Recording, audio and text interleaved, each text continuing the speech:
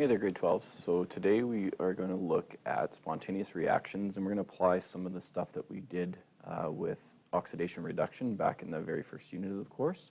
And we'll review a little bit of that, and then we will get into some of our stuff on spontaneous reactions and electrochemistry, and then we'll apply this in a later lesson on how to understand like how a battery or a cell works. So here we go. We will fire this up. All right, so redox review. Remember the oxidation reduction is all about transferring electrons from one reactant to another. And the way we remembered that was Leo is the lion and Gur is roar. The other way we remembered it was oil rig. Oxidation is losing, reduction is gaining. But Leo means losing electrons, that's oxidation. Gur means gaining electrons is reduction. And those are the terms that I'll use. So for example, if we had this reaction, we wanted to figure out what was oxidized, what reduced, if this was a redox reaction to begin with, I guess, and then our agents. So just a little bit of review from the aqueous reactions unit. So we got to go through and assign our oxidation states to all of our elements here to see which ones might be changing and which ones might be gaining or losing electrons. So we remember, hopefully, that hydrogen is a +1, oxygen is a -2, except for in a peroxide. And so then we can figure out what nitrogen would be. So +1 here, -6 there. So nitrogen's going to have to be a +5. And then hydrogen, again, +1, unless it's with a metal. Sulfur here would have to end up being, because this has to add up to 0, has to be a -2. So oxygen here is a -2, so that means nitrogen's a +2. Sulfur is just an element here, so it's 0, and hydrogen will be +1, and oxygen's -2. So now we can go through and figure out which ones are changing, if any at all. So here we see that nitrogen changes, and we also see that sulfur changes. Nitrogen goes from +5 to +2, so that would be a gain of 3 electrons because the charge is going down, we're gaining negatives. So that's your Gur. And then sulfur is going from -2 to 0, so that must be losing negatives, becoming more positive, so that's my Leo, or my substance that's oxidized. So our substance oxidized is sulfur. And if we want to be specific about which sulfur, we could put a -2 here just to understand that that's that oxidation state. And the nitrogen was the +5 nitrogen. And then the oxidizing agent is what caused sulfur to be oxidized. So whatever causes that is the agent that oxidizes. So if we look, sulfur was oxidized, and it was oxidized by nitrogen's compound. So we write HNO3. We write the whole compound for the agent. And then the reducing agent will be whatever caused nitrogen to gain while sulfur lose. So sulfur's compound is the reducing agent. So a little bit of review there. Now, given that, we can start looking at which reactions react spontaneously. So some reactions happen just without any added energy, without any added electricity or anything like that. They just happen. You just mix them together and they react. So for example, if you put zinc and hydrochloric acid, it will react, and it reacts spontaneously according to that reaction. This is a single replacement reaction. Any single replacement reaction basically will be redox. It's just now whether or not that happens spontaneously, because sometimes if it doesn't happen, we can actually add energy or electricity to make that go. We'll get to that in a second. So in this case, zinc is going to be oxidized because it's going to go from a 0 oxidation state to a +2, so it's lost electrons, and hydrogen is going to be reduced because it's going from a +1 to a 0 oxidation state. So in order for this to happen, hydrogen must be a strong enough oxidizing agent. In other words, it must be strong at gaining electrons. It must have a really good pull on electrons to steal them from zinc. It's got a much better electronegativity or affinity for electrons. So zinc must have a low enough affinity for electrons so hydrogen can take them. So in order for that to happen, one has to be strong enough to take somebody's electrons, and the other one has to be weak enough to allow those electrons to be taken, and that's how a spontaneous reaction happens. But if we took copper and you put it into hydrochloric acid, it doesn't react. And why, or it doesn't react well anyways, but it really doesn't react all that much, if at all. And it's because hydrogen's not a strong enough gainer of electrons or taker of electrons to take copper's electrons. And we call those gainers of electrons oxidizing agents. So hydrogen ions are not strong enough. I should actually have H plus here. because it's from HCl. Remember that this would be H plus and Cl minus. So the hydrogen ions aren't strong enough at stealing copper's electrons. So it all comes down to a competition for electrons. When two substances react, whatever's the strongest oxidizing agent, it will take electrons and it'll get reduced. Remember, oxidizing agents, they take electrons, so they gain electrons and are reduced. And the strongest reducing agent will lose its electrons. In other words, it has a really low hold on its electron, weak hold on its electrons, so it gets oxidized. So this brings us to something called an activity series. So chemists have kind of matched up a whole whackload of different elements and to see which ones are likely to gain electrons and likely to lose electrons. And they based it all off of a standard, and that standard, that reference electrode we'll talk about, is the hydrogen electrode. So basically they said hydrogen is going to be our baseline, and some elements are more likely to gain electrons than hydrogen, and some are less likely to gain electrons. And what you're going to see when I show you the activity series is that substances at the bottom left, like fluorine, have a really high affinity for electrons. If we think back to electronegativity and atomic structure, we saw that fluorine has a really good hold on its electrons. It's the smallest element, has the highest electronegativity. All the forces from the nucleus, all of those things we talked about explain why fluorine has a really strong affinity for electrons. It's our best reducing agent. Or sorry, our best oxidizing agent. It's the best substance to be reduced. It's the best gainer of electrons. I'll call it the best GER. And substances at the top right of our chart, like lithium, if you think about lithium, it's got a weak hold. It likes to lose its electron. It doesn't hold on to the electrons very much. If you think most metals, actually, especially our alkali metals and alkaline earth metals, are going to have a really good tendency to lose electrons rather than gain. So the substances at the top are going to be our top right are going to be our best to oxidize, or best LEOs, I guess, and they're the weakest in terms of gaining electrons. Like lithium ions do not like to gain electrons to become lithium because they'd rather be a lithium ion. They're more stable that way. So that brings us to our reduction potentials chart. So I'm just going to close this for a second, and I'll flip over to this one. And here's our reduction potentials chart. And this chart kind of allows us to see how different things interact. So if you notice again at the top, here's the lithium ion.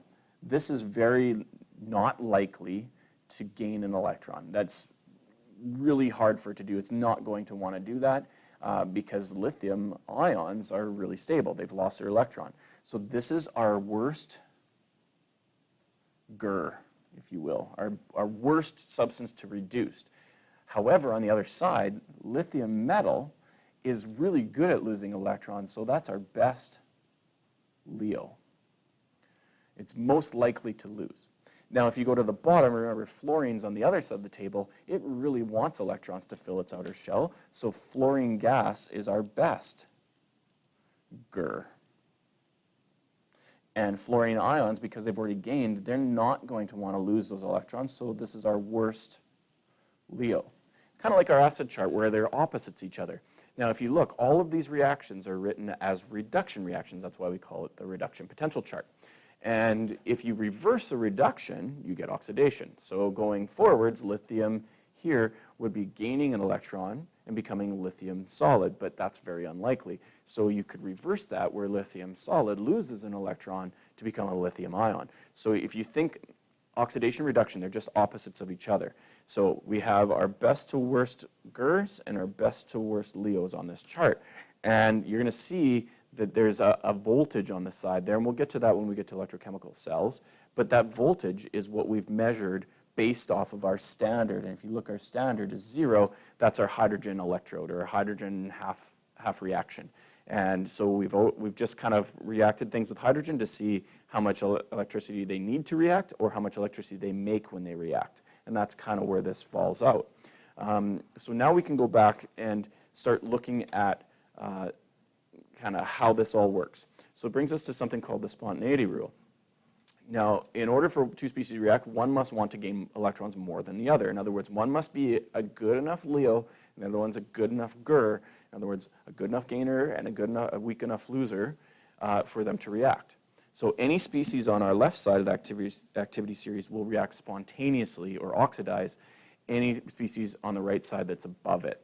So what does that mean? Well, basically you can remember this rule is that they are upright spontaneous. So if something is up and to the right of something, then it's a strong enough gainer and a loser to react. So I'm just going to flip back to our activity series for a second, and I'll show you what I mean. So if I go back to here, so if we take like the example that we were talking about was hydrogen. So here's hydrogen ions. They're here. And if I want to react it with zinc, which is what we were talking about earlier, zinc is up here.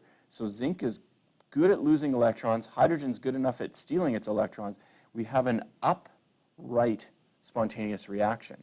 But if I look at copper, now notice there's two coppers, depending on whether they're talking about copper 1 or copper 2, but either one of these is not up and to the right. Hydrogen is not a strong enough gainer to take electrons from copper because it's not a weak enough loser, I guess, or a good enough loser of electrons. So using this, we can actually figure out if two things would react spontaneously. In other words, you mix them together, see if they react. So we're going to put tin strips into HCl. So remember, tin strips would just be tin metal, SN solid. And we're going to be reacting with HCl.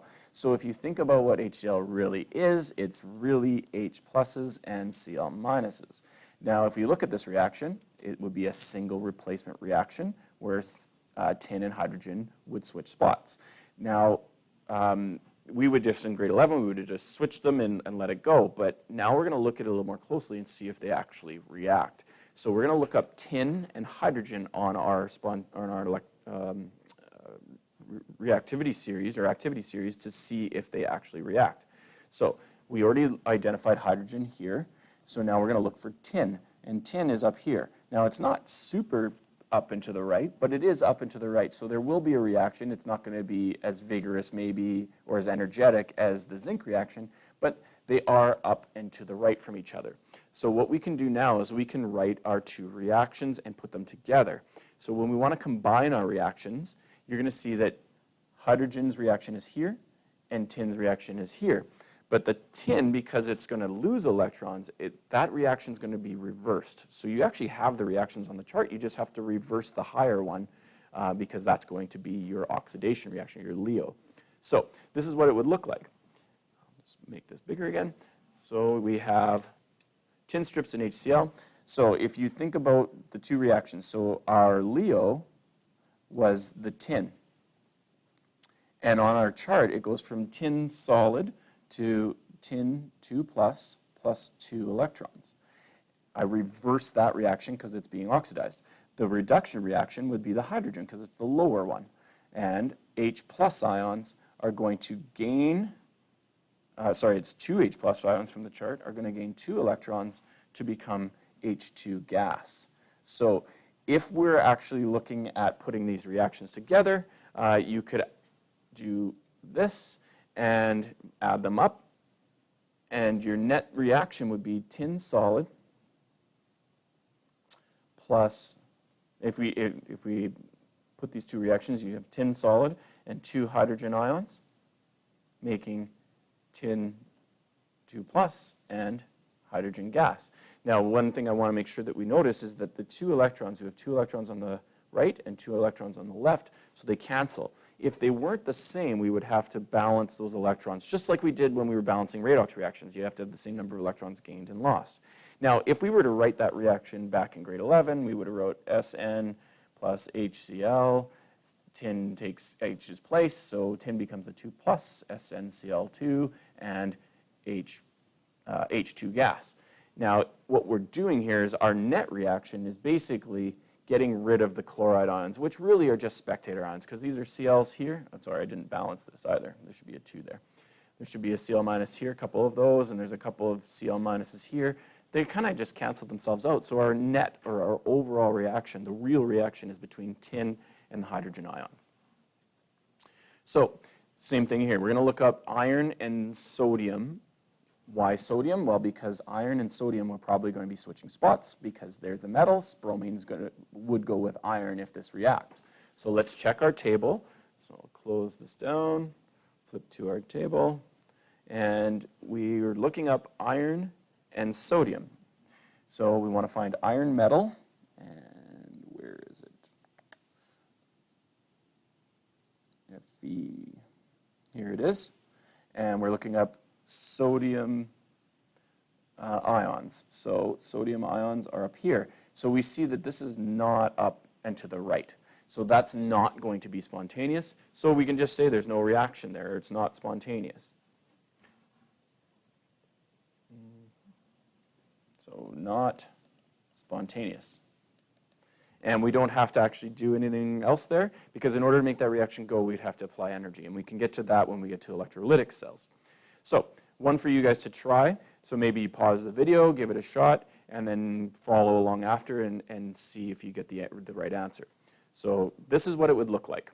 So we're going to look up lead and sodium, but the lead is Pb2+, and sodium is just sodium metal. So I'll go back to my my activity series. So here we are, and we're looking up lead 2+ and sodium metal. So I'm going to find sodium metal here, and now I'm looking up lead 2+. So here's lead 2+, and this is upright spontaneous. So now we're going to write our net reaction. So it would look something like this. If I go back to the chart, our LEO, our substance oxidized, is going to be sodium. So I'm going to reverse that reaction because it's written as a reduction. So I'm reversing it to make it oxidation. So Na solid becomes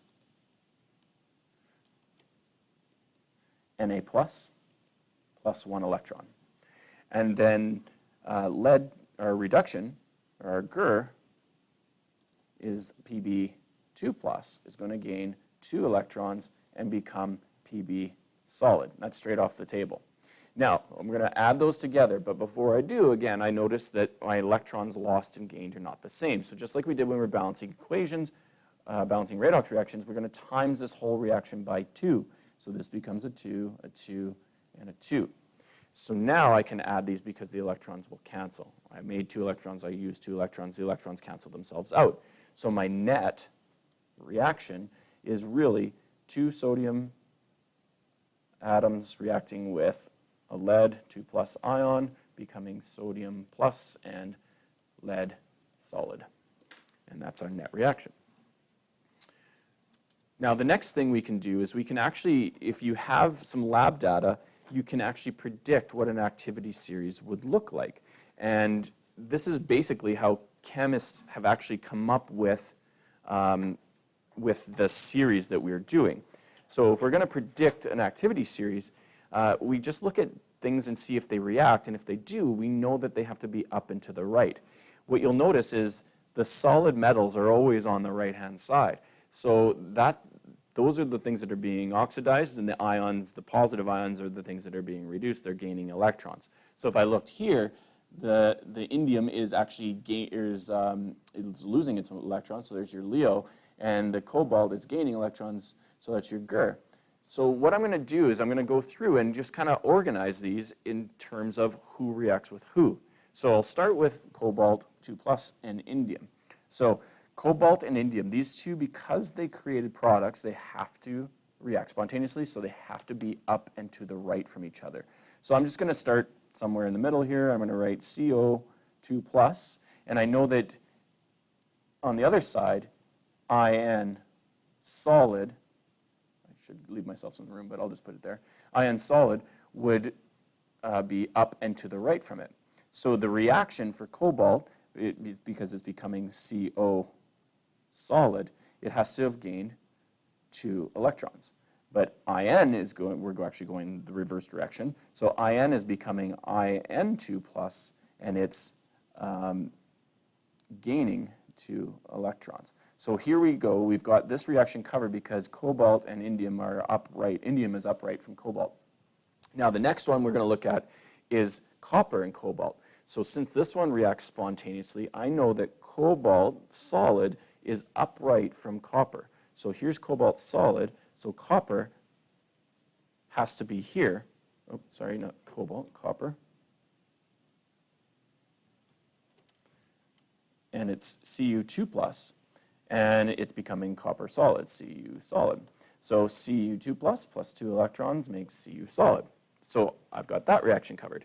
Now, the last one is palladium. Now, we don't know where palladium is going to fit, but I do know that palladium is not upright from cobalt.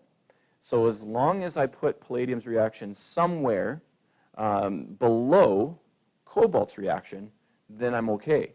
Now, that means we could actually put it in two places based on the information we're given.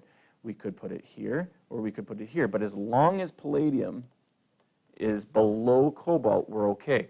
We would actually have to do one more test based off of this data to see if palladium reacts with copper or not. But we don't know that. So palladium has to be down and to the right from cobalt. So Pd 2 plus 2 electrons becomes Pd. So there's our activity series. Now, we can do another one. Same idea. Again, you may want to stop the video, give this one a try, see if you can figure out kind of the order of things. And if so, awesome. But if not, you can follow along. I'll go through the example right now. So given this one, we have zinc and aluminum reacting. So I know that zinc and aluminum have to be upright from each other. So I'm going to put, I'll just start in the middle. So Zn2 plus, and aluminum has to be somewhere above it, Al solid. So zinc 2 plus 2 electrons becomes zinc solid. Now Al was becoming Al3 plus, so it has to have gained 3 electrons. So now I know that zinc and aluminum are upright from each other, or aluminum is upright from zinc. Now the next one is Ag and Cd. Now this one I'm going to leave for a second because I don't have either of those on there. I just know that Cd has to be above Ag, but I don't know where Ag or Cd fit in this compared to aluminum or zinc. So I'm going to hold off on that one for a second. I'll go to the next one. Zinc and cadmium do not react. So I know that cadmium has to be below zinc. So I'm going to put Cd here because it would be down and to the right. It wouldn't react. So that means that Cd 2 plus 2 electrons goes there. Now I can go back and do the second reaction. All of these reactions are independent of each other. They're just, you throw them together, see if they react. It doesn't matter which order we do them in, just do whatever makes sense. It's kind of like a logic problem. So the next thing is we got Cd solid with Ag. So I know that Cd has to be upright from Ag. So that means that Ag plus has to be down here. So that makes Ag solid. So plus 1 electron would make Ag solid. So there is my activity series, I guess. And if you want, you can always go back and check and make sure your data fits. So zinc and aluminum react. They are upright spontaneous. Ag and Cd react. They are upright spontaneous. But zinc and Cd do not react. They are downright not spontaneous. So there's how you construct this activity series. And this is basically what chemists have done with starting as hydrogen as their base electrode.